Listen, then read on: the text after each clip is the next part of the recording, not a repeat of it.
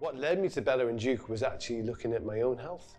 I'd been feeling lethargic, I'd put weight on, just wasn't feeling great.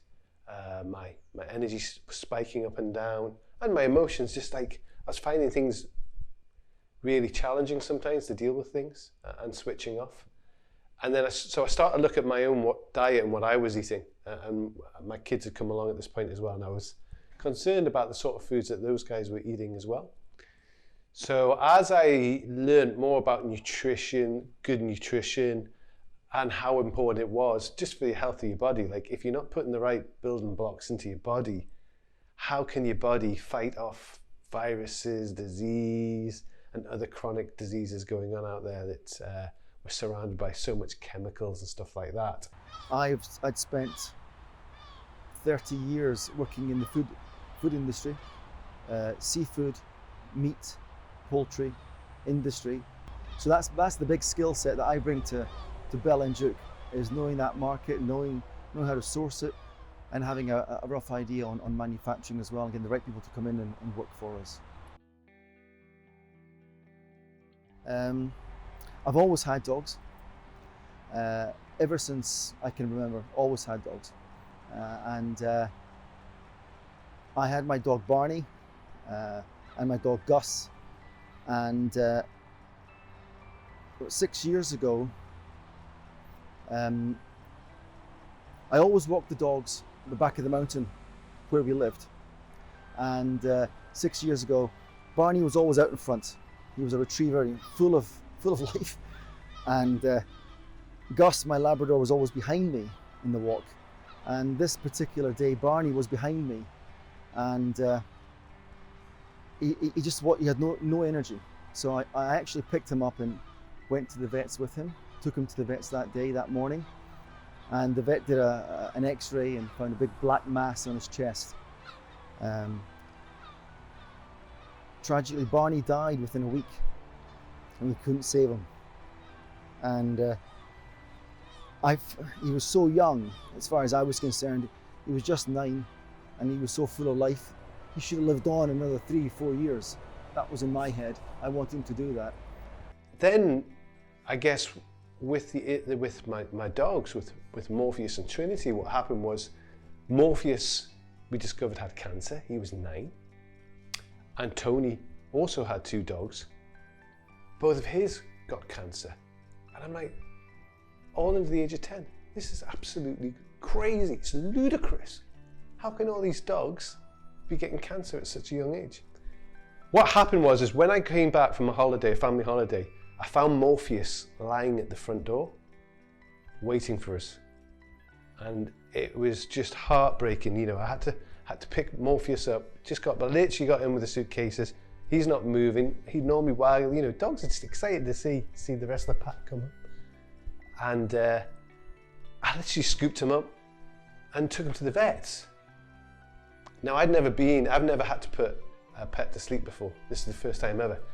And the vet says the best thing you can do right now is put Morpheus to sleep.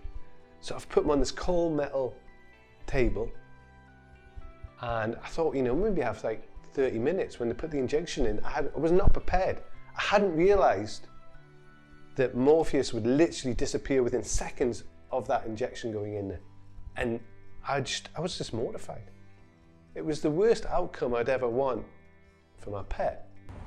About 6 months later, my second dog, Gus, at age 6, developed a mast cell tumor on his chest. And by this point, I'd actually started feeding Gus raw food. And I had another little dog by then who replaced Barney, a little Westie, Alfie. And Alfie was on raw now, Gus was on raw. And Gus went through chemotherapy, 8 weeks worth of chemotherapy down at the Dick Vet University in Edinburgh. And he, typical Labrador, he didn't do very well with injections and all that sort of stuff. So what they had to do was to keep him still. Was they put a bit of raw meat in front of him, and he wouldn't move until he got his injection. Then he got the raw meat, and he was brilliant at doing that. But he always suffered after after the treatment. The saving grace was he had to make that decision. And then off the back of that, with Trinity, who's a litter mate, his sister, we'd put them onto Raw at about the age of 10. So by the time Trinity was 16, I had another dilemma. Morpheus had made the decision to end his life. Well, he hadn't. The disease had done that for me. Trinity, on the other hand, had got up to over 16 years old. She was looking better at 16 than what she had been at the age of 10. Just her body, her coat, her breath, her teeth, just everything, just her joints, her movement, her energy levels, even her behavioural, just massively improved. But I had to make that decision when she got to over 16, and speaking to a lot of vet friends and fortunate PAP members within Bella+Duke, their experiences of when is the right time to make that really, really, really heartbreaking decision of putting your pet to sleep and take them out of the pain and stuff. And that lasted about 8 weeks. And what was great about it was that Gus is still with us today. He'll be 12 in December, and he has survived, and he's still with us, and he's been rough fed ever since, and he's a much better dog today than he was before. And when I say better dog, I'm talking about his skin, the smell from his fur, his whole demeanour, his whole body, his whole mass, his muscularity is better. He's a much happier dog, and overall he's just fantastic. So I started looking at the side of the box and the packets of dog food that I was buying for my dogs. Now I thought I was buying what they call quality dry dog food or quality kibble. Just to look at the side and went, there's absolutely no quality ingredients in there whatsoever. And worse was, the percentage of meat in the food was so small. And it's like, bingo, this is why I believe that so many dogs were getting chronic diseases. So that's how we started the journey of Bella+Duke. I didn't have the answers, but I had the questions. So I'm not a vet, I'm not a nutritionist, but I am someone who gets frustrated and annoyed when we're sold something that we shouldn't be sold through very clever marketing. Now I'm just going to put this out there. I don't know many businesses that make money off healthy animals and healthy humans. We felt that we hadn't done right by our dogs by what we fed them, and the food we'd given them we felt had contributed to their early departure, their early death. And the two of us looked into Raw. Mark had a skill set on IT, internet. I had a skill set with raw materials, manufacturing, etc. And we thought, let's try something. So we tested the market and we made a product. I made it initially at home, and that's what we did. We tested it.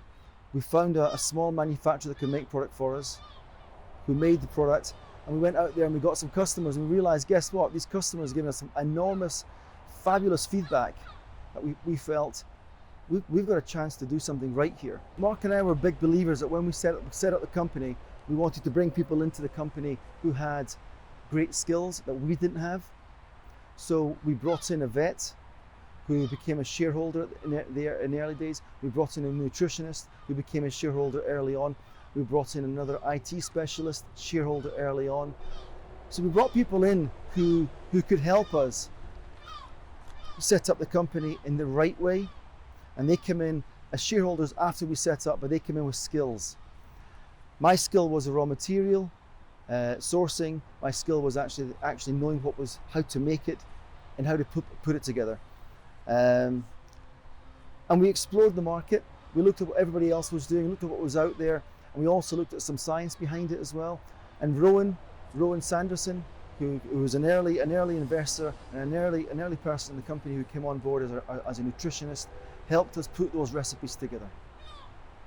I think because we've never hid behind anything. We've always been really transparent about, our convictions and what the mission that we're all really passionate about and moving towards. And I think people have kind of bought into that. We are a nation of pet lovers, and the fact that people are kind of looking into ways and means to make their dogs and cats' lives the best they can be from a wellness point of view. I think we've just come around at the right time, that people are more open to that now, and they're questioning maybe other things that they've been told in the past. The big change in the last 12 months has been setting up the factory in Inverkeithing, and we've done that. In fact, we've built this factory, and we've built it to the highest food standards possible. And every piece of equipment we've bought you can find that in the best factories manufacturing our type of products, whether it be mincemeat, burgers, whatever, across the UK. They are the best machines you can buy, and we bought them for a big reason. What we've done is we put equipment in place that allows us to process product frozen from raw. So the product comes from the abattoir, it's killed on day one, it's frozen 48 hours later. So that means we've used up 2 days of its shelf life. It comes here to Inverkeithing in a frozen block. The guys here process it frozen. It all goes through frozen. It comes out the other end at -1.5, -1.4. That's the temperature that it goes into the packs at. It then goes into the freezer again, which means the product's never been defrosted from that first time it was frozen. What that's done is that's improved the quality of the product, but more importantly, we've limited and stopped any micro growth in the product. We've limited that because it's only 2 days old. So the next time the clock starts ticking is when mum or dad defrost the food and give it to their dogs. That's why because we know the product's safe from our perspective, from a shelf life, we can give customers 4 days in their fridge defrosted. That's critical. And it's about thinking of a safe food that we manufacture, and we make it the safest way we possibly can today. And we want to raise the bar. Like, we're not some little corner shop who's just producing food in the back. We wanted to create a human grade manufacturing processing that, we have no qualms inviting people to come. And I want to bring vets down, I want to bring vet nurses down, I want to bring people who are just interested to come and see what we're doing, see the ingredients, see the process, see what we're doing, and setting that benchmark. That's really, really important for us as a business to really drive the standards of the whole raw feeding industry. And I think for any business owner to have such a belief in a product, that instills a lot of confidence for people coming in and working to those sort of values as well. We continually review our product. We just did that yesterday in regards to the quality of the product to make sure it is the same standard, whilst we grow continuously, and we look to do that with more and more customers coming on board. We don't want the quality of the product to diminish. So that's one thing that we won't ever lower the standards on. And it's just to make sure that the product you get today will be the same product in 6 months' time and to the same quality in a year's time. One of the things we'll never do is compromise on our ingredients. Never. It's a core principle. We'll never do it. We'll try, we have inflationary issues right now, costs of things going up. We'll try and keep it where it is right now. It's tough. It is tough out there. But we will never, ever make the quality of our food lesser than what it is today, just to keep the profit margins, etc. So important to us. And in doing that, we've done it throughout COVID. And that has been a challenge, but we've done it, and we've not had any customers let down on the way to doing that and making that happen. And that's been a credit to our team and all the people that we have working for us here. We've gone from just under 30 staff in the last 12 months to over 110 staff. So the numbers have grown exponentially, and we've managed that. And we've all had to work under COVID, and all had to work remotely. And I've just met you for the first time, Chris. And you've been with us for 6 months. 6 months. This is crazy.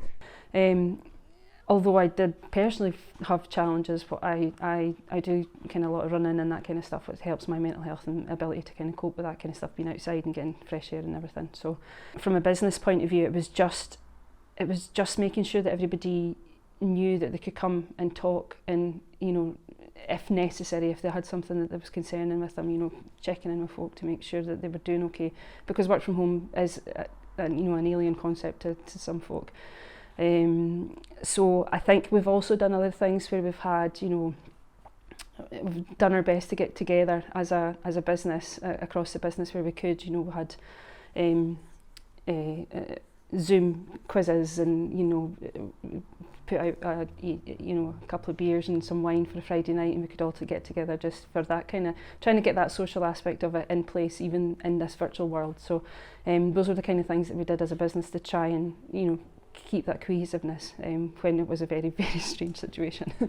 And what we're doing next is we're actually wanting staff to come back into the office, and that means we're going to be putting together a 10,000 square foot office just along the road from here at RawSAFE, and that will be, we're calling it a park centre for people to come to work 2 to 3 days a week in the office, bring their dogs with them, and let's get together and let's become more and more creative, and let's become more and more of a team. Yeah, do you know what? It's going to feel like home. Like, yeah, I'm saying home office or headquarters or something like that, but it's that kind of, it's going to be the heartbeat of everything. It's going to be so open and welcoming, dog friendly or pet friendly, so I think it's going to allow us this point that everybody knows that's where we're home is to a certain degree, and I think there's just going to be a lot of greatness that's going to come out of that place. The new office where everyone within our business, in our team, is welcome. This is all about how do you integrate today's life, today's working, and I think it's going to be a bit of a hybrid where maybe people come and work for a couple of days, and I think it's really good for us to work in small groups. So we're going to have a lot of space for people to work together in teams and silos, but also our customer service team who are there doing a phenomenal job all the time. So the environment is what we're doing is bringing the outside in. So we've got a park life theme there. So we're literally going to have a track for the dogs to do activities and crazy stuff, fitness for the team. We're going to be offering nutritional food for our staff, our team, like really good quality, just like we do for our pets, because that's important to me. I mean, I don't know about you, Chris, at night, but if you're knackered and you haven't ordered stuff, you would tend to buy crap. Whether it's a quick frozen pizza and stuff.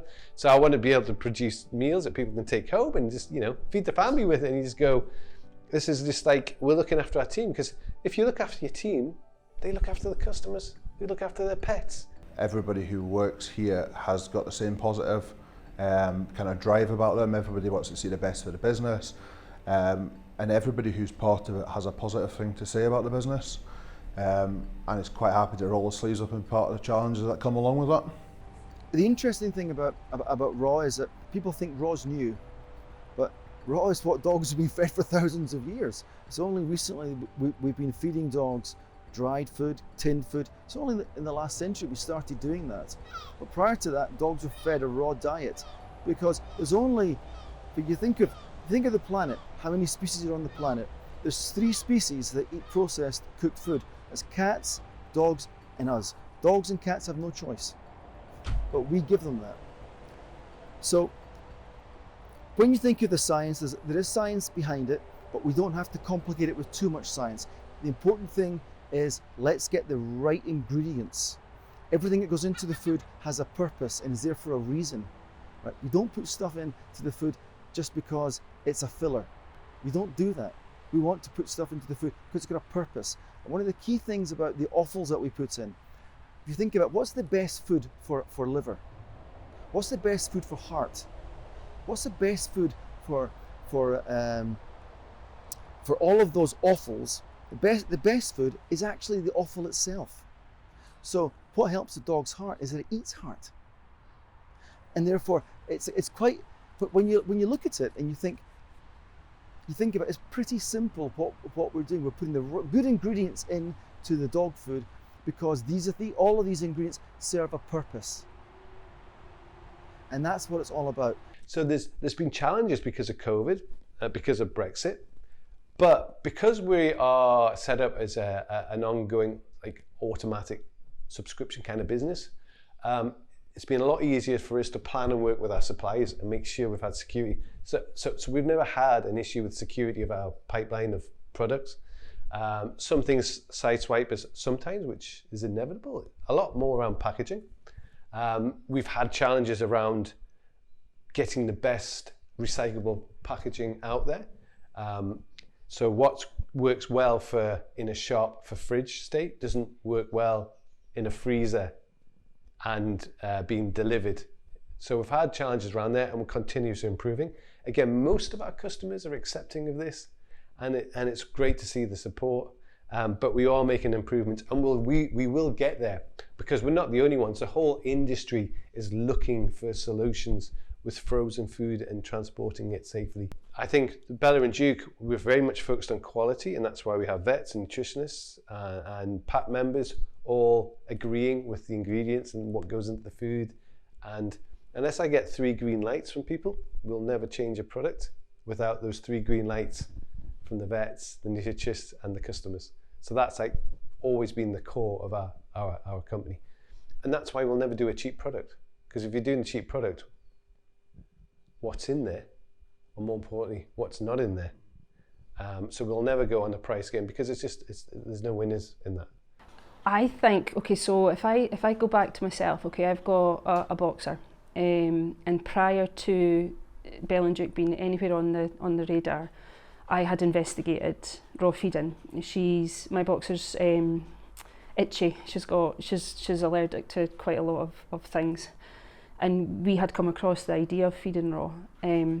But at that stage, I was not convinced that I was able to put a plate of food down that would be balanced, would be nutritious, would help her. You know, I didn't want to get it wrong for her.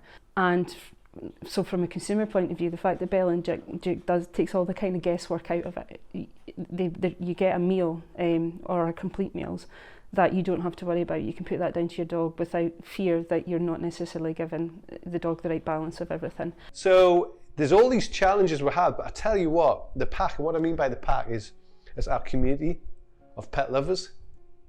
And it's the pet lovers that really help us get over these challenges. And we don't get everything right. Everyone's on the journey with us, and we try and be as transparent as we can. Because for me, it's all about, I wanted to build a business that people believed in and trusted. And I think of the ones that I love out there and what I buy and who I trust and why I buy them. And that, it's so important to us. It's like the principle. And we don't always get it right. And we'll put our hands up as best we can when we haven't got it right. And most people are on our journey with us. Some people aren't, and that's fine. And I often think it's more powerful for a customer to talk about us than it is for what we talk about. I don't get up and do Facebook Lives as much as I used to. I don't need to, because we've got amazing customers, amazing PAC members who are just talking about us all the time. It's just unreal. What puts a smile on my face is the fact that I'm feeding my dogs our food, right? My dogs go mental for it. They love it, and I know that this is the best food I can feed them, and that makes me happy. Also, I then sit down and Morag, my wife, will go through Facebook and tell me what all the customers are saying, and that's fantastic as well.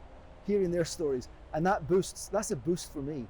That's not all that I'm out there helping people, and we're on this journey to help people and help their dogs and change their lives and do right. Yeah, it's hard work, and there'll be pressures and there'll be stresses and that kind of stuff, but we do it in such a way that it's fun. I think we've got a business that people want to come to work, as opposed to it's a chore coming to work, and that's what's important to me, and that's what puts a smile on my face, because I think we've got that kind of embedded in our culture, and that's going to continue. Knowing that I'm part of something that has got a bright future, and everybody who works here has got the same positive kind of drive about them. Everybody wants to see the best for the business. I'm looking forward to seeing Bella+Duke grow, continue to develop as a game-changing company.